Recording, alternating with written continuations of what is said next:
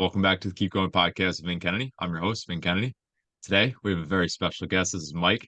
Mike, you want to do a brief intro on yourself? Vinny, how we doing today? Wonderful. Happy to be here. Um, Same. yeah, I appreciate you having me on, man. I appreciate you making the time. My name is Mike Zacco. I am based out of Austin, Texas, one of the greatest cities in the country. But I'm born and raised in northern New Jersey. Recently moved down here just for personal and professional reasons. More recently than not, like through these introductions, I've like kind of thought of like, who am I? And to shorten it, or just to summarize who I define myself as is I'm a friend, I'm a son, I'm a teacher, I'm a student, role model who just loves endurance sport. Yeah, absolutely. And that's obviously how we connected was through endurance sport. And then obviously spent the weekend together and we just realized like these Jersey boys have a special connection for sure. You know, But I thought that the New Jersey in me would leave once I got down to Texas, but it's only amplified. So when I meet someone from New Jersey down here, it's just this instant connection where you just get it. You get it. yeah, absolutely. But I guess that's probably the best place to start is like what was that like the move from Jersey to Austin, and then just like obviously the giant differences that surround each city. I think the big move for me was anticipated, and I am fortunate enough that I don't know how, but I had the self awareness to just to really plan this move out. So when I got down here, I could just hit the ground running. So I had probably the best case situation when it came to a transition, just because I knew and for like I saw myself getting down here, and I love where we grew up, man. I know you love it too, and there are so many things that have made me who I am. I think from an efficiency standpoint, my personality, the way that I have carried myself, my work ethic is rooted from where we grew up. Like our capacity to deal with a lot of crap, right, is a really cool thing. But I think that's a byproduct from our environment. And coming down to Texas, coming down to Austin, it was an easy transition because of that. But one of the main just overarching reasons was just because I value different perspectives, and I think I needed the life change. I needed the environment change for for me to nurture other aspects of my life, whether it be like I said before, personally and professionally. And the transition was great. I hit the ground running fast. I just tried so many different things that I liked, that I knew I liked, and I knew that I have never tried. Then I'm like, I don't know if I like it or not. And I'm kind of somebody who thrives in just the unknown. It never used to be like that, but I value it a lot more, and I've learned more about myself doing those things. And an environment change is probably the most amount of stimulus you can like just allow yourself to be exposed to when it comes to like moving to a new city and like just shocking the system, so to speak. Yeah, absolutely. And the confidence to kind of explore the unknown, like did that come from the move, or is that something you kind of had prior to? I think the confidence from the move is like I always knew that the Northeast just wasn't what my plans were long term, but I think I was too nervous because again, it's like it's still difficult for me. I think I I handle it better than most people that have made this transition, but there's still a scary factor to it that you have to acknowledge. Um, and I know I never saw myself fully staying up there, but I never had the confidence to make the actual take the action to do so until about I guess a year and a half ago at this point. So it was a while in the making. Yeah. And then obviously people's biggest scare is like, I'm not going to know anyone. And we know that you're a man of community. So if you kind of want to just touch on that. Yeah, of course. And I think just to touch on before, like we're endurance athletes, right, in our own respect. And I think that side of my life, that hobby, or that honestly thing that's a part of me doubling down on that area, and I've only started running seriously or intentionally about 3 years ago. I think that helped me make that jump to a new city because I saw from starting from a sport that I had no idea what I was doing, and then learning about it, enjoying it, and then having that discomfort of, I guess, growth within the sport, right? Getting faster, getting injured, taking 3 steps back, and learning to push my own limits. Like this trickled into a different part of my life. Um, And I think I owe it to endurance sport.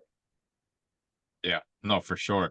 And then from there, obviously, you build out community, and I know you're the city lead for endorphins out there. If you kind of want to just touch on that as well. Sorry, I didn't even answer the question that you asked before. That's on me, brother. Okay. But yeah, no, I think Austin is a super unique city.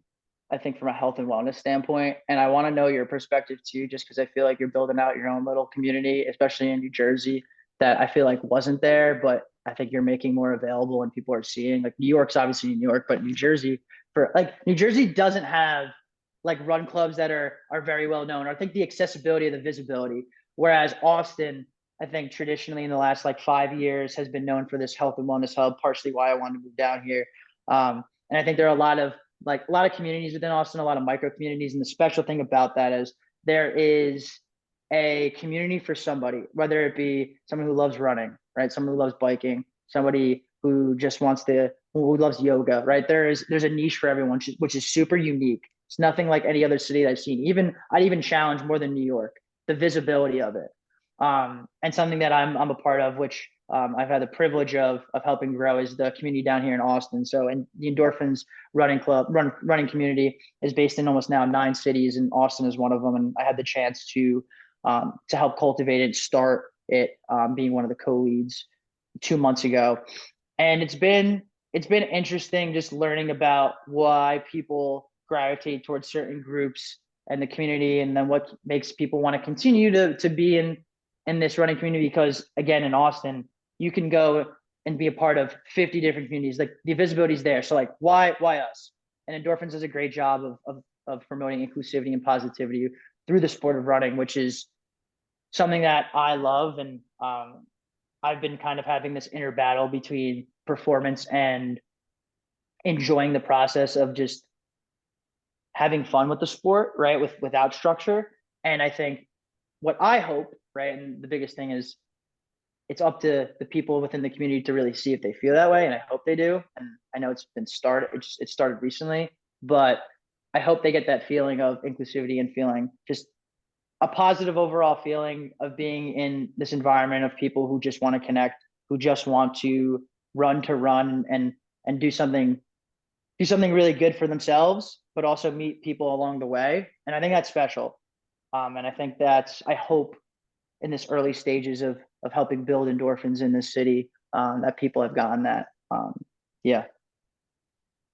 So I think out of everyone that I know that can create that off the bat for people, and like no like guard up or anything like that, like you have a great way of connecting with people and definitely like letting that kind of like formulate. So I know for sure it's happening in Texas. Oh, I appreciate the compliment, but I got no pride, man. I don't take myself seriously at all. I think there's like a difference between being like taking yourself so seriously and then taking the things that you need to do seriously. Like I try to separate the two, because we're on this planet for a short period of time, right? I I will laugh at myself 10 times out of 10, but when it comes to my priorities and the things that I care about and that I need to give attention to, I'm all in. Like it's the most serious thing in the world to me. And I think we got to separate the two. And that's what works for me. But I think there's something valuable there. Yeah, no, I agree. I was listening to Chris Williamson today. He was talking to Jordan Peterson, and he said something along the lines of, if you have a choice to be the one who does the thing and the one who is seen doing the thing, just do the thing. And I think that's the life you lead, right? Where it's like you don't care who's watching, like you're just trying to make people comfortable and just have a good time. And it's not like, you see those videos on Instagram of like people like going to buy people food to like do the right thing. And it's like, no, just do the right thing because that's the right thing. Yeah. No, 100%. I think some people, I'll say this, even I try not to make the mistake, right? But focus on what's the important thing out of anything. Me focusing on what somebody else is doing, this is just in generalizations, but like you're using so much mental stock in that subject where you can just channel that mental energy towards what you actually need to do, right? And that's easier said than done, but it's true. Like it's so true. Like nobody cares. Nobody cares whatsoever unless the people who are super super in your circle really care about who you are. But in the general pop, everyone's doing their own thing. Everyone's got their own agenda, which is okay. But like that's why you shouldn't have to take stock into what they're thinking. How has it been for you? I'm curious, just cultivating that. I guess you guys during up and down Asbury, which I love. I wish I was there for it, man. That would have been Yeah. beautiful scenic runs. How's it been for you? So that's like the interesting thing with it is that I think similar to you, which is like when it comes to my shit and like my races and stuff, I take it very, very serious. And like it's just like it's almost like two different worlds, which is awesome because it also takes it could take the fun out of it and like the pressure off of myself when I do like dive harder into community because it's like it's not about like you're not that big. It's not about you. And it kind of helps put that stuff in perspective with me. Um, but in the spring, me and Dan just wanted to start like a local run group. And we just started an Instagram. I think we added like 30 to 40 people off the bat. And not to mention, like, as fast as we were adding people, they were leaving because they were like, what is this? But we were like, listen, if you run, you're getting added kind of thing. And then if you want to leave, leave. Um, it's up to like 90 people now. And I think like I would say there's probably 30 active people. Last Thanksgiving, Dan put a run together. It was me, him, and three other people. Mm. So obviously five people. Thanksgiving morning came out and did 10 miles. And then obviously we started this group in the spring and it kind of just like has taken this trickle effect of like half of it's like North Jersey people, half of it's Monmouth County, Central Jersey, which is real people. And yeah, man, it's just like we had 24, 25 people Thanksgiving morning just come out and run 10 miles. And I was like kind of like when we first put it out that we were going to do it, we were kind of just shocked at the traction it was getting because it was like, we'll go out there every single weekend, maybe three new people come along. Um, and I've been telling everybody, I think that, and obviously like endorphins and your testament to this as well is like every single weekend since the group started, one of us has ran the boardwalk.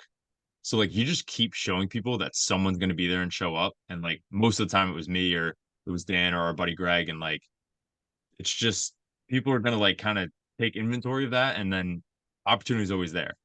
Um, Mm. but yeah, I think so. Really, that's kind of just like it took a form of its own, and now it seems like anytime we put out that any run's going to go on, we're probably going to get at least like five people, which is pretty cool. Going from this is like literally just for shits and giggles, like we're going to be out there every weekend if you want to come, kind of come.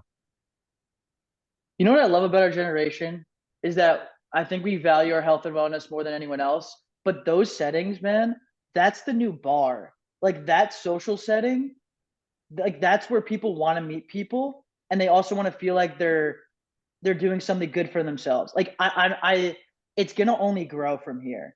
And if a community or an area doesn't have it, someone's gonna create it because there's a demand for it. And I think in communities like Austin, I'm just use Austin in New York, right? New York because there's just so many people in there. I think the visibility of those communities are a lot bigger just because there's a lot more people, and then Austin for it being a really densely populated area of like being this health and wellness hub, it's very visible, and I think it's been a known thing. But there are a lot of cities that are big cities that don't offer that, and think about how many bars or social clubs that there are, right? In those cities, there are so many more people that want that, like want this. This is the new bar. This is the new area to meet people, and they want to feel like they're genuinely connecting because we live on this, which is crazy. We're going backwards Yeah, to go forwards. it's true. And something else too, and it's like I say all the time, like it doesn't even have to be running, but you're right that it has to, it's great that it's something that can actually like track progress and growth into, and it's obviously good for you. And then obviously the dudes like us that really love the thing, it's like when it comes to like a significant other, it's like, I mean, even if she kind of runs, at least she'll somewhat understand what the fuck I do. I mean, like I don't even know. I don't know. I don't think I've even mentioned it to you yet, but like 2025, me, Dan, and our buddy Greg, not Jerez, are doing Transcon, which is running across America. And it's like that's 3,175 miles. Like if you've never ran a mile, you probably just aren't gonna get me as a human being. And that's totally okay. And you don't have to run miles, but like to that level of like, a significant other. Like, and and even just the friends, I'll be like, that's cool. Like, I'm like, Right. it's just so normal. And I Yeah. love that, right? Yeah. That support. And yes, to comment especially on like types of relationships like that. I still go back and forth to see if like that is important, but I think it's more convenient because you have to understand like what music we're listening to. Like we're listening to a different channel, right? And everyone listens to a certain amount, but like our channel, it takes a lot of our time is in that bucket, right? It's like loaded miles, right? Something that we love to do with others. So it's an important piece of us. But again, it goes back to like, even though it takes up so much of our time, it's not fully us, like really defining who we are. And I think that's what I've tried to over the last like 6 months down here, like separating the identities and figuring out, okay, like, yes, this is a giant piece of me, but like, where does that root from? So like, I am an endurance athlete, but I'm a competitor that just so happens to like running. And I'm trying to fill this bucket into different other little buckets. Like it doesn't have to be about running. And then injuries are the thing that, right? Like when you have an injury and you can't do that, you have to make sure you have something else to fulfill who you actually are. Yeah. No, it's so true. And I love that you said that even when you introed yourself, because obviously I've been doing this for over a year and a lot of runners have come on, and it's even like that's generally how people start is like, I'm an ultra runner, I'm a marathon runner. And it not to like, you know, discredit anybody. Obviously they are, but it's you said like it's just a part of me. It's not me, which is a really, really unique way to put it. I think something we should definitely hit on that I relate to as well is the injury aspect and like how you handle your injuries. Terrible, but I'm Yeah. working on it. Terrible, but I'm working on it. It's the Yeah. honest answer. If anyone says they have an actual, I don't know, medication to figure out mentally how you can separate the two and like not just go down sometimes spirals. It just is what it is because we care about it so much. We're so invested into it. To comment on what you said before, just about separating the buckets, like it's important. Like at the end of the day, we will always be sons to somebody. We will always be, I don't know, in some cases, brothers, right? Sisters, spouses in certain situations. But there'll be a day where we won't be able to do what we do fully. I hope I never see that day, right? But it's inevitable. So we can't tie into something that will get taken away from us. But for the rest of until we're fully gone, we are the son to somebody. We are the parent potentially to somebody. And that is what's passed down. That's what I try to nurture. I want Mike to be known as a competitor of one of my aspects of life when I'm gone, right? Running is a part of it, but it's not fully. But anyways, I digress. To answer your question about injuries, comes down to the identity piece. How I try to handle it is spending time I think socially with people that I love, that I care about, that care about me. Just reminds me of I just feel a lot more purpose in my life that I can help assist in any sort of way and be more invested in their life. Or if there's again a different bucket of my life, or whether it be professionally, I double down that on a little bit more, spend my time on there. So my mind is off of injuries. These have been like little tactics that have helped, but it's still tough. Um, and I don't think there's no one right way of dealing it. I just know the wrong ways of dealing with it. Yeah. No, I totally agree. One thing I have to say is that sometimes when I'm talking, because you remind me of family as well, I feel like I'm in like an Italian church and I love it.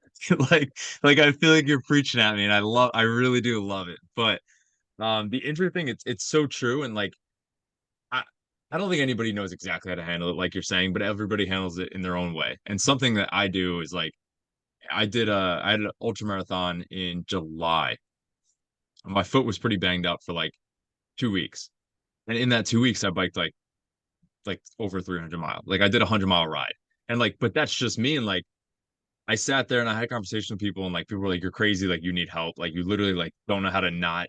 You can't sit still." And I'm like, "Yeah, but is there anything really wrong with just craving movement?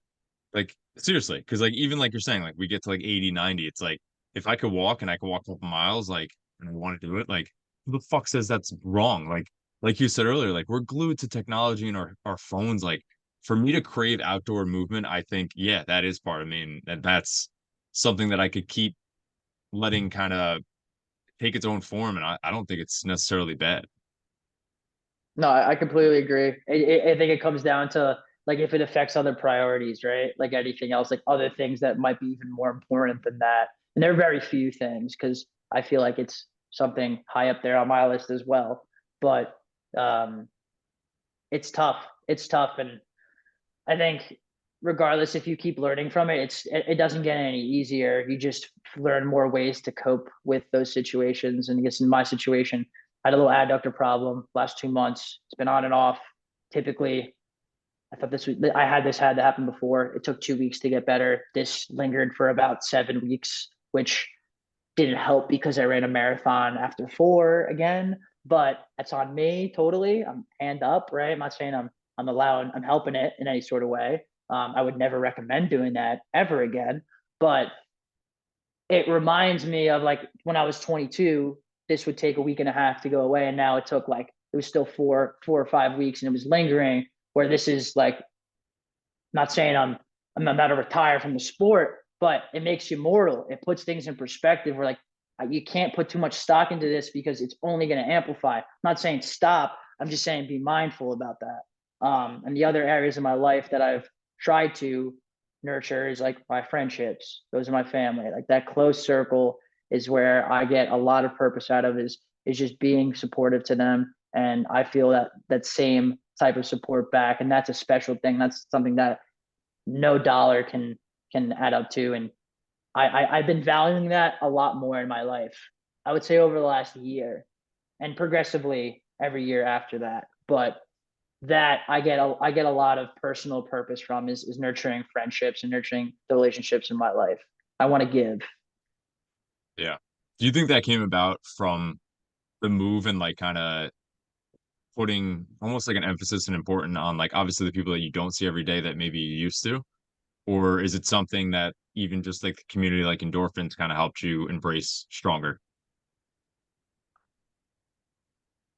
Separation does make people allow people to grow closer. And when I saw my friends for the first time back in New York when I ran the New York City Marathon, it definitely hit it hit double. It hit a lot more. And I think my perspective changed partially because of the move. I wouldn't say solely from it, but the things that I value a lot more have changed. You know what, Vin? This is honestly something that I could kind of reflect on because I don't fully know. I just have felt that I've like gravitated towards that a lot more in my life. And maybe it's because of these injuries, maybe it's because of the move, but I don't know. And I think that's okay. But that's something that I definitely need to reflect on. I'll be 100% honest with you about that. Um, have you had any situations like that where like you've something's been taken away from you and it's like just realign your perspective? Yeah, for sure. I've like two things come to the front of mind there. One is I put myself on like this absolute like island for basically a year, and then I met Dan, and then I met Greg Jerez, and like from there I've built out community. But prior to that, I was doing a bodybuilding prep. Right prior to that, I had like one of the craziest summers of my life with drinking alcohol and going out. And then I just like shut it down. I was like, September, we go sober, just put myself on this island. So for me, I'm in the same season where like community is kind of just like everything. Um, so yeah. And then the other one that I can think of, I just recently talked about as well, is when I was like a freshman in high school, just battled severe anxiety and depression, literally like 4 to 6 months, did not leave my room. Like literally did not leave my room. So that's also why like people are like, "Oh, you're crazy," like the stuff you do now or whatever. And like obviously you're in the same boat, but I'm like, but I took this away from myself. So like for me doing it now means so much more. Yeah, 100%. I appreciate you sharing that, man. Of course. I ran with somebody yesterday who was also battling an injury and did a little bit of floats, some tempo work, and my God, it was a little chilly day in Texas, and a chilly day in Texas means 50 degrees, sun's out, but it's windy, which is phenomenal. And I'm still wearing short sleeves, and I wore running tights, but you could have got away with shorts. And I haven't done that those kind of pickups in a minute, and I'm like, damn, I'm fucking back. And that feeling, I wish I could just bottle up, leave it on my bedside, and just take a little sip of that once in a while. But then it would take away the complete fun and the feeling of like that's special. That's super special when, and it's special and it puts things again back into perspective. Where it's like I value this so much in my life that it's non-negotiable. And that's like, I love that it's a part of my life running, and I love that I can get that feeling from it. I'd rather get that feeling from that than any other thing or something that's going to harm me. Yeah, it's true. Like, I mean, you're in the same boat. Like, we're full blown like basically addicts, and I'm totally okay with it. Like, if this is my drugs, like I've done real drugs, so for this to be my drugs is a good thing. My mom listens to these, but that's great. Well, it's like it's there's it's true in the sense of too much of anything is bad for you, but like as long as it doesn't affect your priorities, like as long as you're able to do it and everything's funded for it, that you're taking care of, again, the relationships in your life or whatever that you hold higher than that, right? Then 100%, right? And as long as your body's not deteriorating from it, and then you're fine. Yeah, listen, that's what I say. Fuck My it. opinion. Yeah, Yeah, I'll wake up at 5 a.m. for it, for that feeling. 10 out of 10. absolutely. Absolutely. But I appreciate the time. I ask everybody, what keeps you going? Like, what's your deep why? Right now, and I think it's definitely it's changed. If you asked me this question 4 years ago, I needed to prove to myself that I was able to do something that I completely thought was impossible. So to put in perspective, about like 4 years ago, I just challenged myself around the pandemic time to run a marathon because my health was in shambles. And I had never thought in the entire world that, like in my entire life, that I would be able to run a marathon. Fast forward like 5 months later, ran completely wrong, got injured, but I did it. I did it in 5 hours and some odd minutes. And I was like, oh shit, if I could do this, I could do almost anything. So my why at the time was basically proving myself that I can do anything, right? And I had to owe it to myself. Now it's changed. And about like a year ago, my why every time I was like trying to do something that I really love to do is like I have a responsibility because I know that there's somebody who's in my same exact shoes that I just need to continue to be Mike, and I need to continue to show why I love what I'm doing, again because I love to do it, but I think you have a responsibility to continue continue to compound that. Now I still feel that keeps me going, but there's something there that's different. I've definitely been in a transitional phase in life where I I want to be more internal with the small group around me, but I think right now it's still along the same lines of like I still have a responsibility to be authentically and genuinely Mike at all times, because there's, again, no one cares, but somebody's always watching, and you have no idea what that person has been through.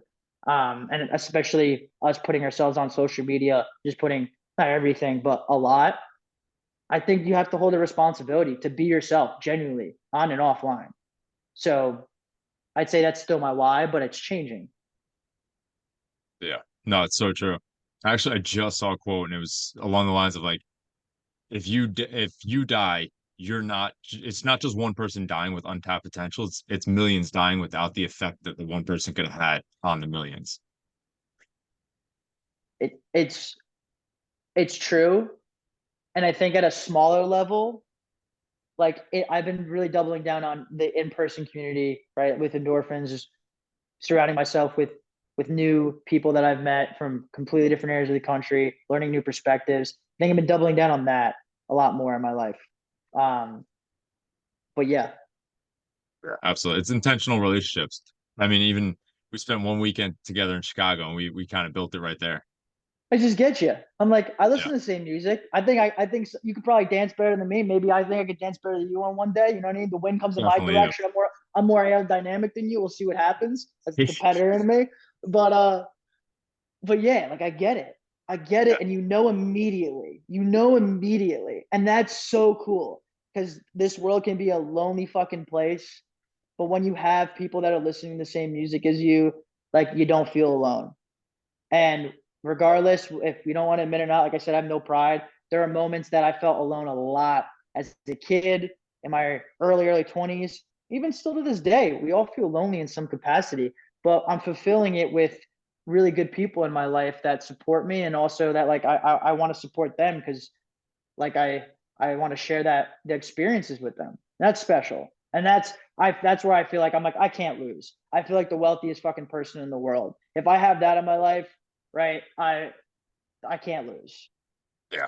I'm with you. We gotta drop the mic there because that's perfect. That's a perfect way to end it. But I appreciate the time as always, man. I love you. I appreciate you too, man. I love you too.